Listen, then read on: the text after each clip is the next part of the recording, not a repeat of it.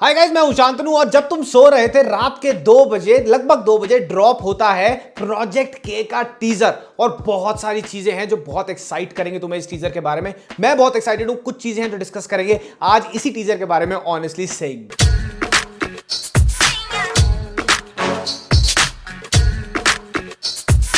तो भैया हर किसी को पता है कि प्रोजेक्ट के की काफी ज्यादा हाइप थी। ये डिस्टोपियन फिल्म हो सकती है, साइ-फाई हो सकती है, क्या होगा इसमें। कॉमिक कॉन में इसका फर्स्ट लुक रिलीज किया गया, लेकिन उसके बाद आता है प्रभास भाई साहब का एक पोस्टर जो ट्रोल होता है और ट्रोल होना भी चाहिए था, कुछ खास था नहीं। लेकिन अब आ चुका है इसका टीजर और teaser will blow your mind.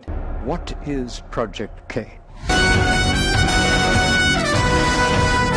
सबसे पहली बात, पिक्चर का नाम प्रोजेक्ट के हर किसी को पता था, लेकिन टीजर रिवील कर देता है कि प्रोजेक्ट का पूरा नाम होगा प्रोजेक्ट कल्कि 2898 एडी। अगर इस नाम को डिसाइफर किया जाए तो कल्कि हैं भगवान विष्णु के 10वें और फाइनल अवतार जो कलयुग में जन्म लेंगे अनजस्ट को खत्म करने के लिए। और 2898 एडी जो मेरे को समझ आया, जहां तक मैं उसको डिसाइफर कर सकता हूं वो मैं तुम्हारे को बता देता हूं। 2898 है ईयर, जो दिखता भी है कि शायद टाइम ट्रैवल पे ये फिल्म हो या फिर शायद फ्यूचर में कहीं पे बेस्ड हो। और एडी का मतलब होता है एनो डोमिनी, जो एक लैटिन वर्ड है और इसका मतलब होता है in the year of the Lord. तो ये बात तो पक्की है कि पिक्चर फ्यूचर में सेट है, पूरा का पूरा डिस्टोपियन एनवायरनमेंट है। और साथ ही में ये भी क्लियर कर दिया गया है कि एक डार्कनेस का एलिमेंट है। There is a person in the film जो है the rebirth, the rise of darkness. और कल्कि कौन है? कल्कि है प्रभास भाई साहब।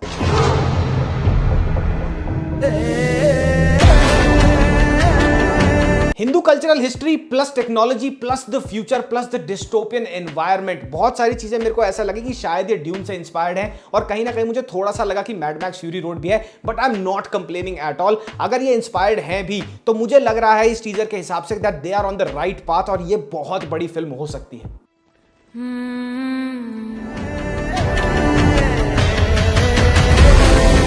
सीजीआई और वीएफएक्स मुझे काफी अच्छे लग रहे हैं। ब्रह्मास्त्र के बाद जो लोगों ने काफी क्रिटिसाइज भी करी थी, पर लेट्स बी वेरी ऑनेस्ट, ब्रह्मास्त्र में जो सीजीआई वीएफएक्स थे वो काफी बेटर हैं रीसेंट हिस्ट्री में। जो हमने बाकी आदि पुरुष में जो पूरा फियास्को देखा है उससे यहां पे ज्यादा ग्लिम्स नहीं है सीजीआई के, लेकिन दिखाया गया है कुछ एक्शन शॉट्स, दोनों आर्मीज आपस में लड़ रही हैं, वहां पे कुछ लाइटनिंग कैनन्स वगैरह दिखाई गई हैं। दोज लुक नाइस, बट मैं ट्रेलर के लिए वेट करूंगा पूरा का पूरा देखने के लिए कैसे सीजीआई करें हैं। But in the teaser they don't look bad at all. Teaser में जो सेटअप इन्होंने दिखाया है, जो सेट्स इन्होंने दिखाए हैं, जो सीजीआई और वीएफएक्स इन्होंने दिखाए हैं, मैं बहुत हद तक कन्विंस्ड हूं कि ट्रेलर में हमारे को और ज्यादा देखने को मिलेगा।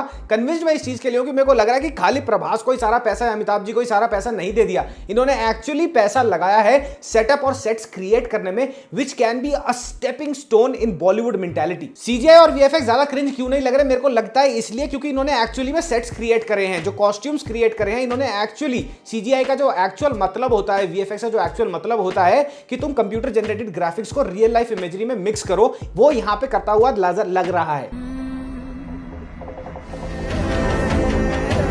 एक बहुत लॉजिकल बात यह है कि इस फिल्म के आगे पीछे जो एक्साइटमेंट जनरेट होगी इस टीजर को देखने के बाद, जो आई होप की हो, क्योंकि ऐसे प्रोडक्ट्स को हमें सपोर्ट करना चाहिए, वो इसलिए होनी चाहिए क्योंकि ये प्रोजेक्ट बहुत अच्छा है, इस पे बहुत पैसा लग रहा है। और टीजर पे जहां तक दिख रहा है इन्होंने पैसा खर्चा है स्टोरी लाइन और सेटअप्स करने में, ना ही खाली बड़े बड़े स्टार्स को दिया है। और साथ ही प्रभास, जस्ट बिकॉज इसमें प्रभास है उसका मतलब ये नहीं है कि ये बहुत बढ़िया पिक्चर होगी। This film has to be one of the best films in terms of execution, not in the terms of star cast. Deepika को काफी अच्छा स्क्रीन टाइम दिया गया है इस टीजर के अंदर, at least you could make it out कि वो दीपिका है।